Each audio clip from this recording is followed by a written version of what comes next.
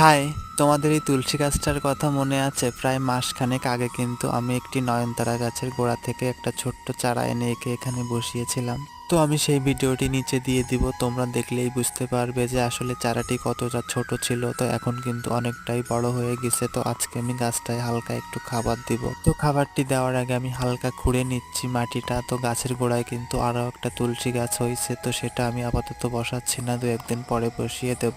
তো আমি এখানে সবকিছু অল্প অল্প করে নিয়েছি কিছুটা ধানের তুষ, কিছুটা পাতা পচা মাটি আর কিছুটা শুকনো গোবর সার। তো এগুলো ভালো করে মিশিয়ে আমি কিন্তু গাছের গোড়ায় চারিপাশ দিয়ে দিয়েছি। আর গাছটিকে এমন ঝাঁকটা দেখার কারণ হচ্ছে আমি কিন্তু মাঝে মাঝে ডালগুলো কেটে দিয়েছিলাম। তো টবের গাছ যদি একটা আকারে থাকে তাহলে কিন্তু ভালো দেখা যায়। তো আমি কিন্তু সেইটা ভেবে আর কি গাছটাকে তৈরি করছি। তো আমার গাছটিকে খাবার দেওয়া কমপ্লিট, জল দেওয়া কমপ্লিট। তাহলে আজকে আসি, দেখাবে পরবর্তী ভিডিওতে। ততক্ষণে তোমরা ভালো থেকো, সুস্থ থেকো। টাটা।